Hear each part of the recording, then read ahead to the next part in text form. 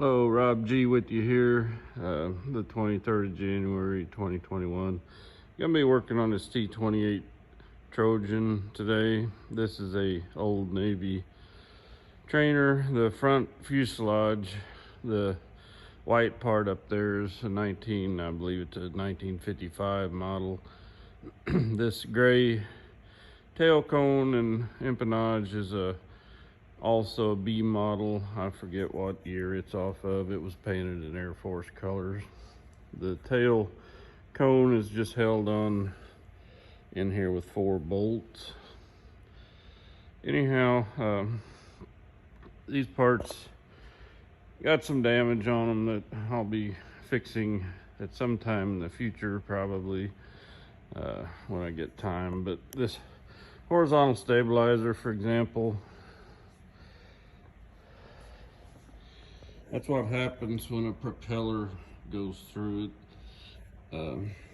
This tail was in an airplane that was in an accident. You can get on YouTube and look up T28 crash, Minnesota, and you can see it burning next to the runway. Anyhow, I bought the wreckage, and that's the tail out of it, and I just stuck it on this one so the students would see more of what a complete airplane looks like. Anyhow, I'm restoring this forward fuselage, and in my previous video on radial engines, I talked about this engine here, which is a -82, and it just has one magneto, Curtiss-Wright R1820-82. Now I'm going to go over here and show you the engine that came out of a plane like this. So here's the front of the fuselage. Here's the firewall. The engine attached to this with 3 bolts. There was a bolt in that fitting and one there, so 2 across the top, and then one here. This is the nose gear wheel well structure. The nose gear trunnions pivoted here. This shaft, the nose gear ran side to side and swung back up into the belly. This is where the oil cooler goes. So they had a big manhole here, so you could take that out from the inside and work on the back of the engine, the accessory area. The canopy, this comes off with hardware, and this whole structure came off, and there's an oil tank for the engine is up in there. Over here, I've got this skin off. You can see the structure. This is a gasoline heater to heat the cabin, janitrol heater. Here was the exhaust out the side of the airplane. Dual control trainer, the instructor sat in the back cockpit and the student in the front. So this structure is for the most part 2024 aluminum. This skin that is missing right now that I took off is actually 7075 material. 7075 has zinc as the major alloying element, and the 2024 has copper. The 7075 is stronger and lighter, but it's a lot harder to work with. You'll find that on jets and helicopters a lot more than smaller planes. It's more expensive and harder to work with. Anyhow, what I'm going to concentrate on is this lower structure.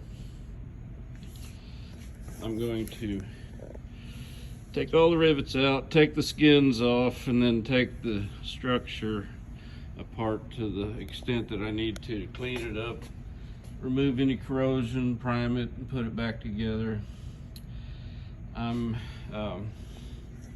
Next week I'm gonna go pick up one of these that was bellied into a field because of a fuel shortage issue. Anyhow, this area, let me go back over here. This is what we call the lower longeron. So this is a channel that's a major structural piece that runs all the way back along here to where the tail cone bulkhead is. So anyhow, this is your lower longeron, and there are two attach points on each side where the wing bolted on. So here's the rear one, and then the front one is under this angle iron, and there you can see the bolt that went down into the wing through this fitting here, and that's what held your wing on. So these wings come off fairly quickly, and you can hoist the fuselage up off the wing. Procedures for that are in the maintenance manual. I think the fuselage with the engine and prop on weighed 4,800 pounds. Anyhow, the one I'll be dealing with, the engine and prop are already off of it, so it'll be a little bit lighter. Anyhow, I'll get set up here and start removing these rivets to get this skin off. And this is, even though it's painted, this is actually stainless steel here, where you got your hot air from the oil cooler. The exhaust collectors just kind of dump the exhaust right down the side of the airplane here on each side. So they painted this black area, that's called the exhaust trail area, and it went up over the wing root. And they usually painted that black simply because it was going to be black and gray and white from the exhaust residue, tetraethyl lead, and whatever else is in the exhaust. Makes nasty streaks down the sides, so they generally painted that flat black so it wasn't quite as noticeable to look at. Anyhow, this orange and white, I believe that's what the Navy had for training airplanes. Usually they also sometimes painted them solid yellow. These airplanes were used some in Vietnam. You could put guns and rockets and stuff under the wings, and I think mostly the Vietnamese Air Force used them in tactical roles. Anyhow, these are kind of a collector airplane that the civilians bought several of them back in the 80s, I think, and there's still a few around. The value actually has gone down on them, which is kind of unusual for what they call a warbird, a former military airplane. And there's different reasons for that, part of which is why I'm fixing these. A lot of maintenance and a lot of accidents, so for various reasons, a lot of which was that engine right there. The 1820 had a lot of master rod bearing failures, I believe, or anyhow failures in the, I don't know if it was a nose case or the master rod. I think it was a master rod, but everybody put pre-oil pumps on them to pre-oil your crankshaft bearings before you start the engine. It helps, but you know, these were made in the 50s. They're old, so when you fly one, you wear a parachute for a reason. Anyhow, I'll get to getting some rivets out of this and show you how I do that. Here I got some Cherry Max rivets I got to take out. I hate those things. They're a blind rivet, pop rivet I call them. Yeah, they have a steel shank in the middle with a locking collar, and so you have to get that out of there and punch the stem back enough to get the head of the rivet drilled off.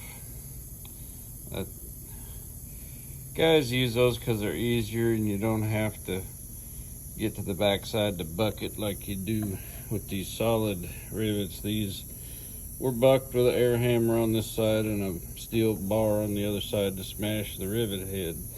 And that's the way these planes were built originally. They had all those rivets were bucked, but a lot of times on repairs, especially the military, they like to slap these Cherry Max rivets in there. An engineer will tell you, oh, they're stronger, but I'll tell you, they don't stay tight near as well. The shank of the rivet doesn't expand like a driven rivet does against all the sides of the hole, and so they end up kind of getting loose and wallowing around sometimes. I worked on a AH-64D Apache helicopter one day that had 104 loose Cherry Max rivets on one side of the vertical stabilizer because the pilots thought it would be a fun idea to go out and roll the helicopter. Anyhow.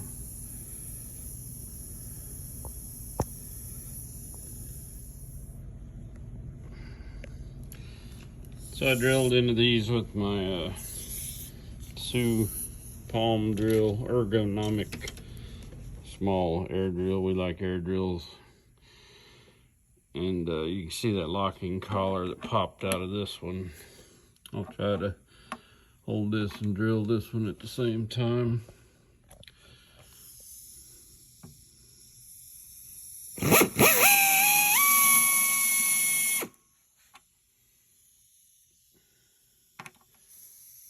Hard to get the light there, sorry.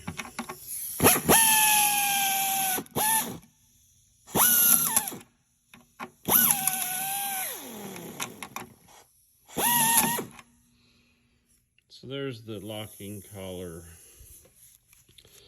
out of that Cherry Max rivet.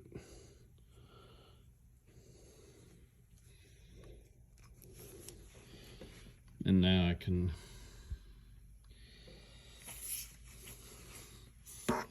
take a punch and punch that stem back a little bit, and then take a bigger drill and drill the head off the rivet. I've drilled a lot of airplanes apart and repaired them, and one of the keys is a lot of people try to drill clear through. Don't do that.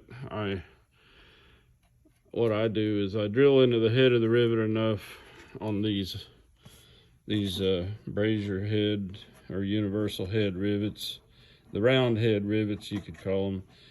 I drill into them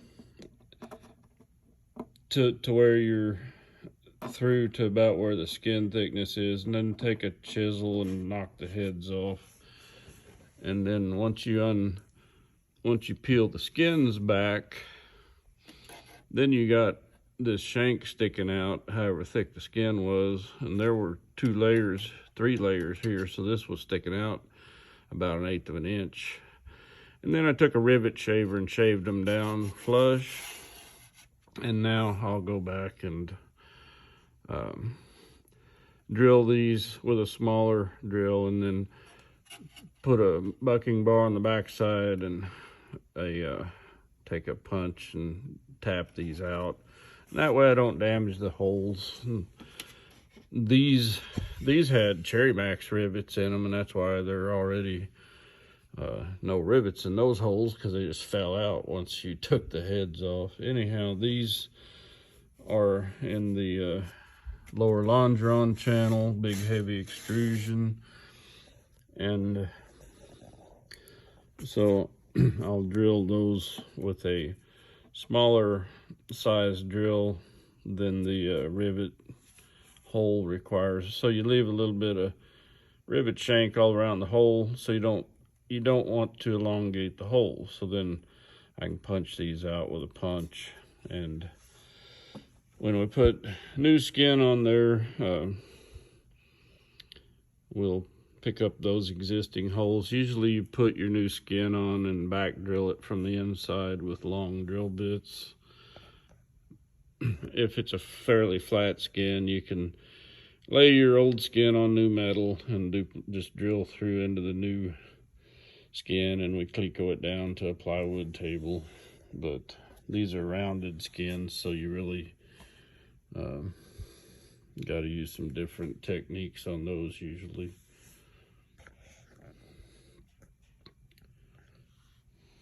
Got my trusty dull knife here I use to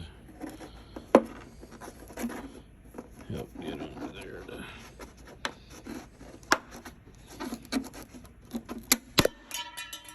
get them loose. Anyhow, there's what you find, old oil and nastiness. Like I said, this piece is actually stainless steel. But that's only got about 1 million more to drill out, and then I'll have these skins off the belly here. All right, so got the rivets out. We'll pull this skin back here. Now you can see the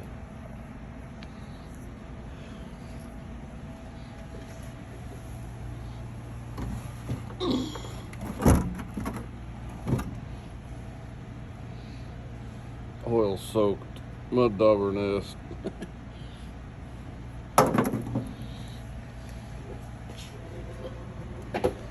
Lots of nastiness down in there.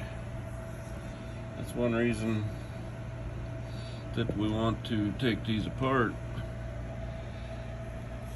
to whatever extent needs to be. We got some little bit of corrosion going on here. It isn't too bad, but this will give us a chance to take these parts out and clean them up and reprime them and put new skin on. This is the fuel filter.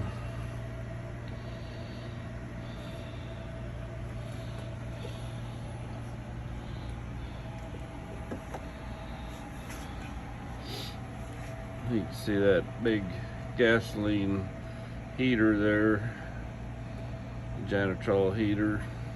That'll have to come out of there. Get the pressure combustion chamber has to be certified on it, so who knows.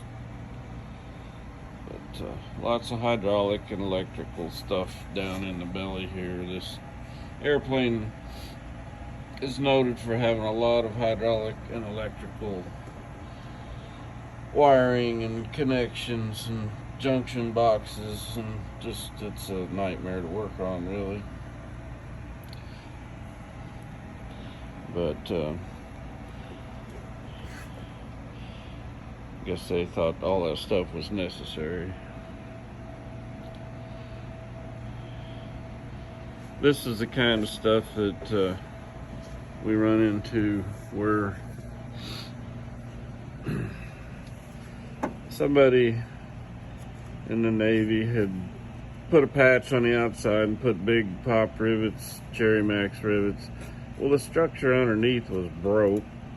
It's just a stiffener, but anyhow, we got the opportunity now to replace this piece, and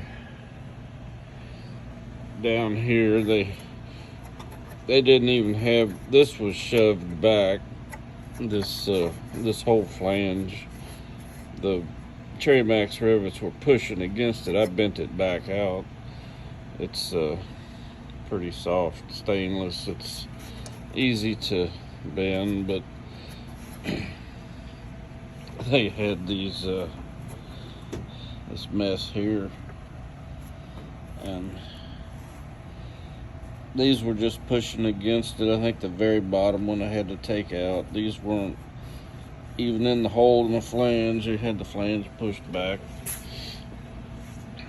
That's what happens when you just put rivets in from the outside and don't get up in there and see what's going on. It's kind of crowded in there, you know, but looks like they could have at least took an access panel off and seen what was going on in there. Now I got a big old hole ripped out here that where they'd shoved the rivet and pushed the flange, and it just barely caught it and messed it up. But anyhow, we can put a doubler on the back side here and get some good rivets back into it.